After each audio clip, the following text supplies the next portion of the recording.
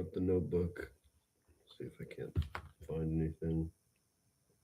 Started a new notebook, so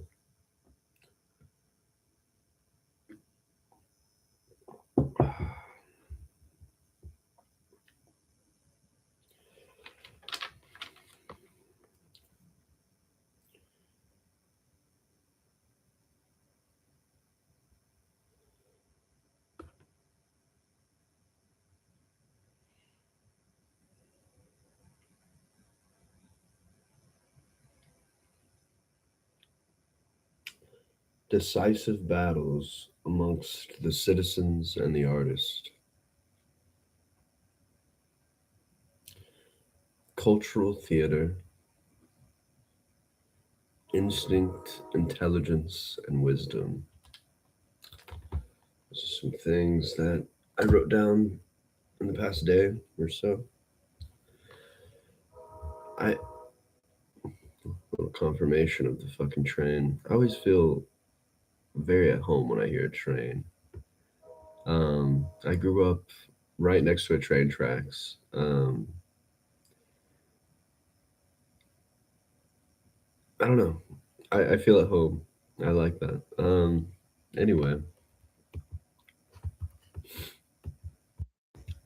Anyway, anyway.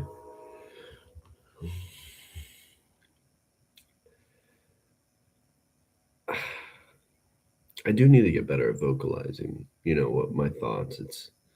It can be a challenge at times. Hmm.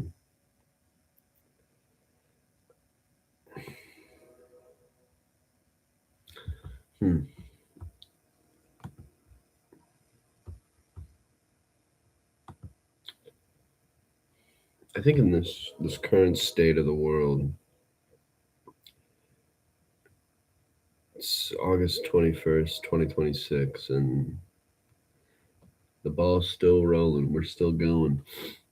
I realized that, or I realized that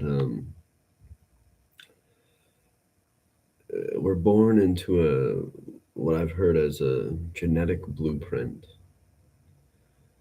and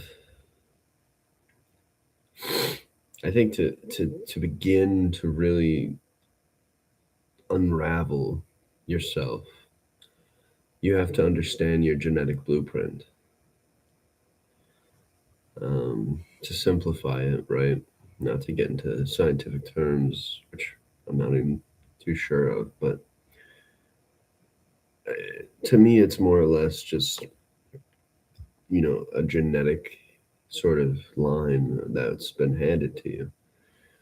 And it's important to sort of identify these sort of habits that you have kind of grown to, acquire and behave amongst them. Um, I also want to say that there are a lot of techniques and tools to like really begin to look at your genetic blueprint.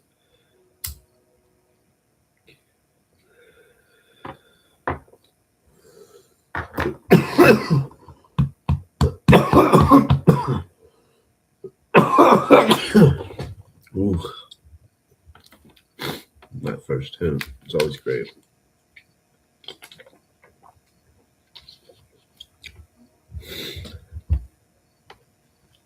When you begin to really look at your genetic blueprint, you begin to,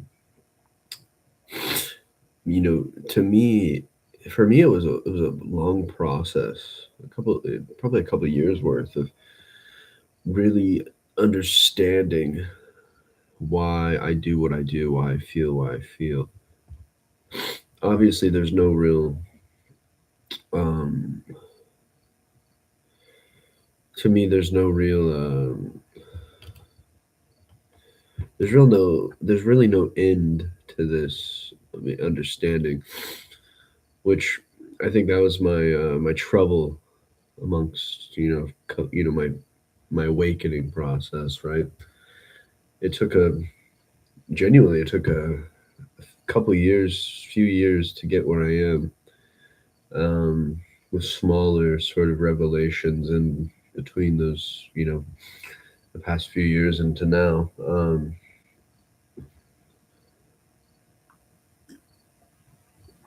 I always say you need to hear certain things, certain songs, certain you need to read certain books before you can appreciate, a song or a book. Um, you need to hear certain things before you can hear other things. Just like making sense wise. And there's some things that just resonate with you off of your genetic blueprint. And that's another thing that has maybe helped me a little more than I'd like to maybe acknowledge was understanding what was dictating, my parents' minds, my mind as well, but also what was projected onto me. And I truly don't think a lot of people in my surroundings um, begin to question this at all or begin to even unravel these sort of things because the access to the information is not necessarily there, not on a surface level of access. And even if it is distributed to them, like I said, you have to hear certain things before you can, appreciate other things, or at least come to understand them.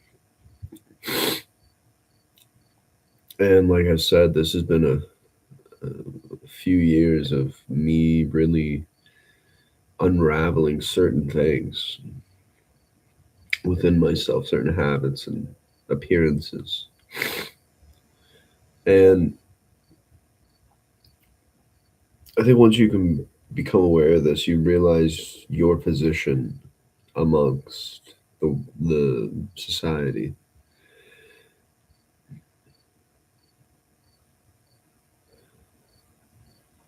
And I think there's a sort of, I don't know, at least for me, I hear my dad talk about it some, or I've heard my dad talk about it somehow. His generation was, they grew up to be taught to be like colorblind to certain races and things like that.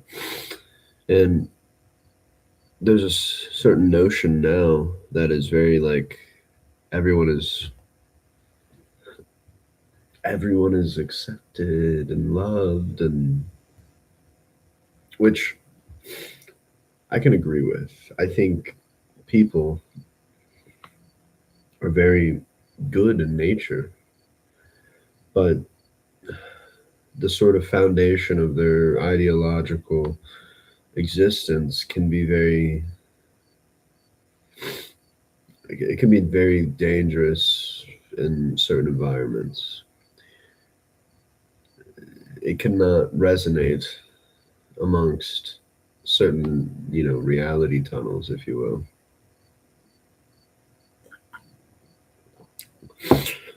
So as we move towards a more global community, I think we're going to see a lot of these contradictions within our flaws and flawed systems of ideology, where some people are very, understanding of their genetic blueprint and their urges and their habits.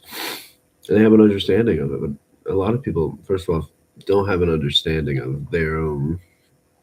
Um, and they don't want to learn, first of all.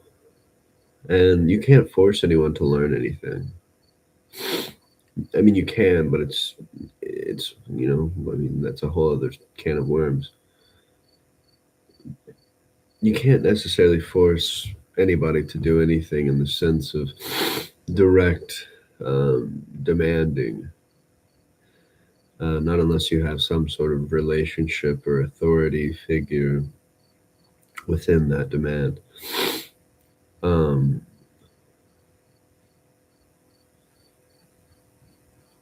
But a big part of what I'm talking or what I'm trying to get at towards here is the appearance in which we are being measured. The appearance in which we are being measured. Now, what do I mean by this? Is okay, your appearance, my appearance, the physical appearance, all right? Okay, now the mental appearance. What would a mental appearance? The mental realm of ideology that you're based in. And these are two examples of the appearance, right? Now you're being measured by the appearance. They see the appearance, right?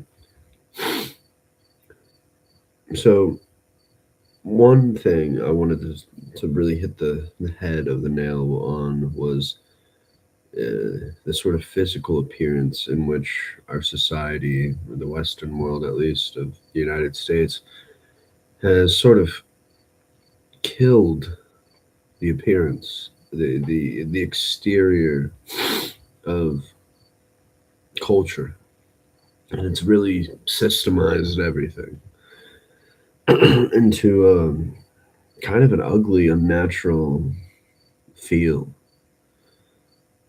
I always thought dystopia would be at least a little more interesting, but it's very, very mundane.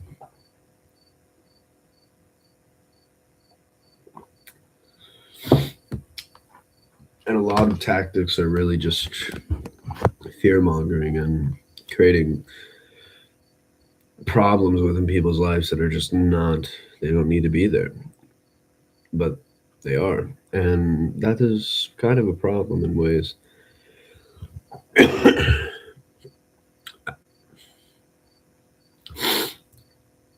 You have to realize that you look a way, you look a certain way, you dress a certain way, you behave a certain way, and that way can be measured.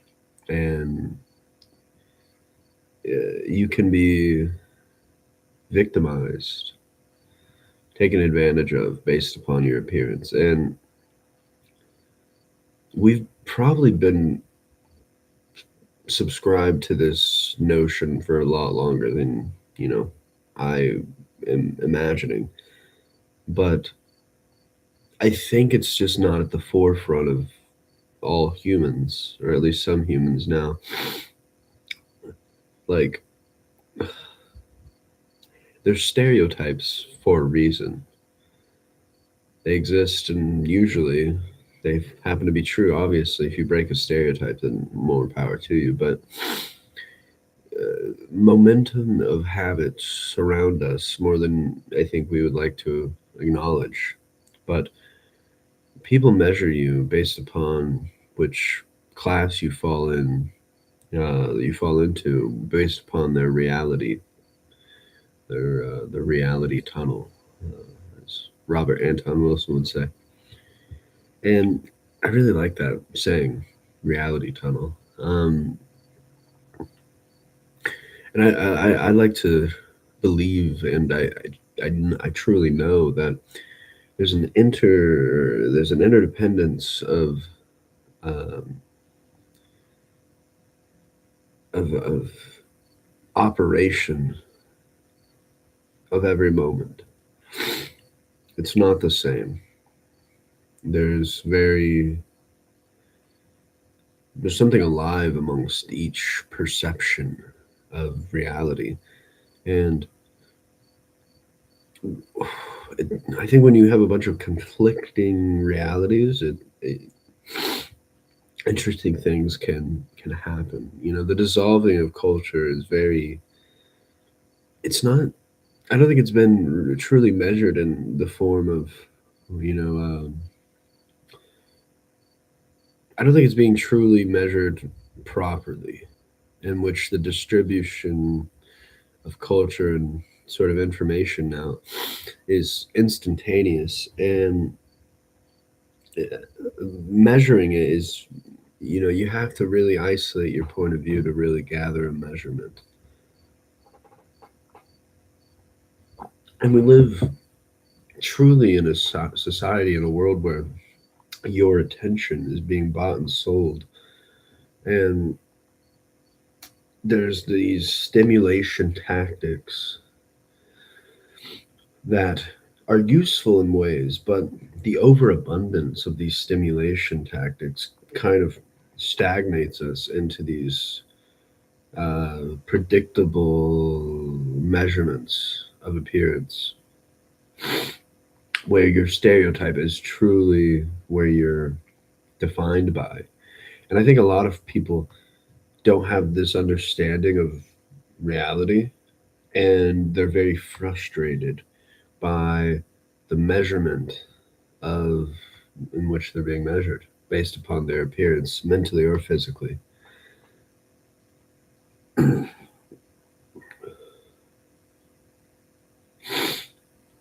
It's a very weird process of understanding, especially when you're trying to have this understanding with a bunch of people. Um, and some people just aren't going to come along with your path.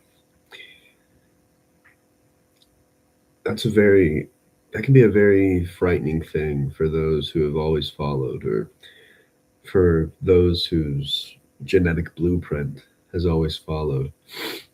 I mean, to be a little more simple, I mean, your parents really really try to analyze what they were doing, where they skated of their lives, what really dictates their existence.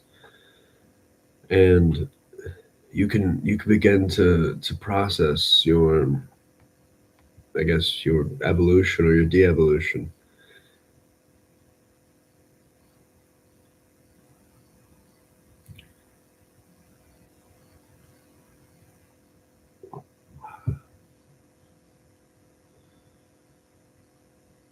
Sometimes it's way easier to just follow along and just go. And I understand that. I can really understand that.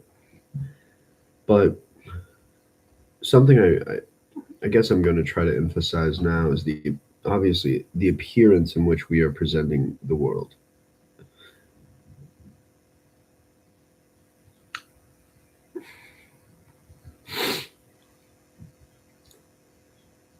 I think once you understand your appearance and your position amongst your being measured by the world, the gaze of others, by the systems at play, once you begin to really understand, the aim of your perception is different. You start to aim at different things.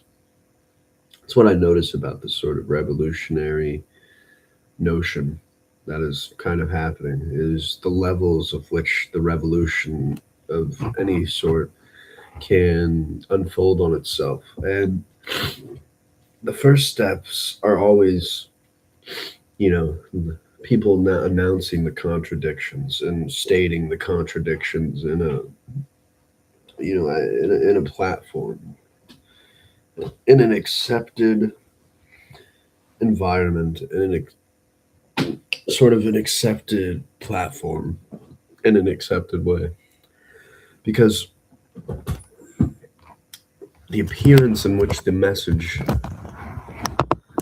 sort of has to be under the appearance in which the message sort of gets distributed has to match the internal reality tunnel of the participants.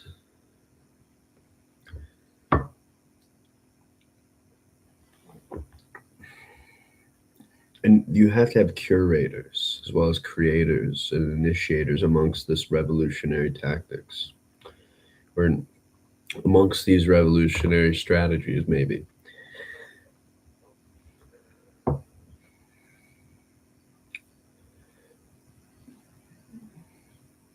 This is where strategy becomes interesting. Because simply me talking as I am talking can present itself to the raw to some ears, to some body's perception of reality, can appear very dangerous to someone, or it can appear very stupid to someone. And understanding that sending a message is just as dangerous as receiving a message. So the appearance in which the message is presented or distributed has to have some sort of understanding of the role in which it fits amongst the reality. And I'm beginning to see that the revolutionary stance of people now, they're aimed differently. They're aimed at parts of the revolution that are very important. Don't get me wrong, it's very important that, we have these flies hovering over the shit, if you will, or the flies being annoying, and the bees and the flies and the bugs buzzing around and annoying you. It's very important that that happens. It's also important to be a spider and set up webs. It's very important to play different roles in many different ways. But you cannot you cannot summon the will of the people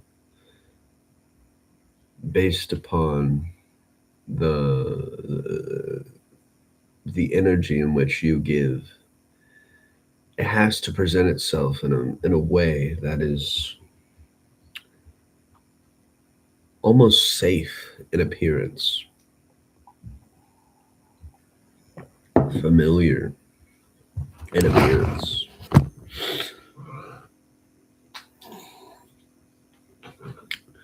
I think, sadly,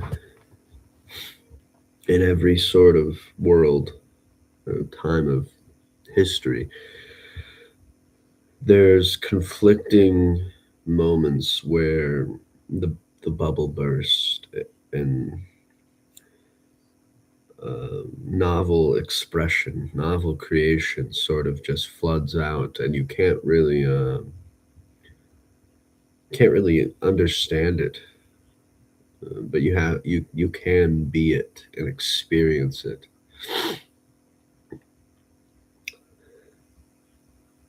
And I think when you consider this way of understanding the appearance of the message, you can reconstruct the distribution based upon the blueprints in which you're given. The average person, the normie, whatever the fuck you want to call them, I mean, we all sort of fall in line and blend in to the normie status, but everything else is just a luxury. But the average person, they exist in a world of simplicity and pseudo action, false action, appearance and moving and doing a bunch, but really doing nothing.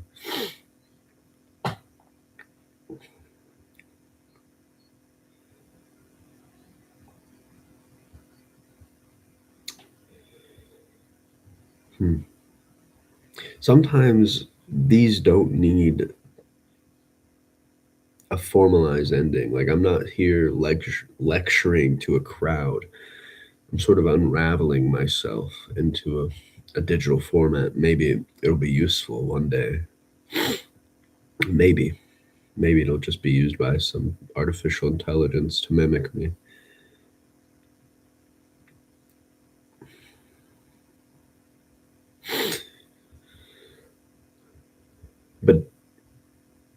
But as I said before, it is as dangerous as sending a message as receiving it.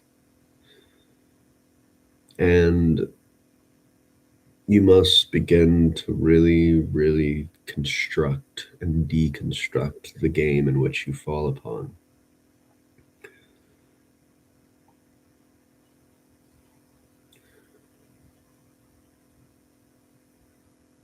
Hmm.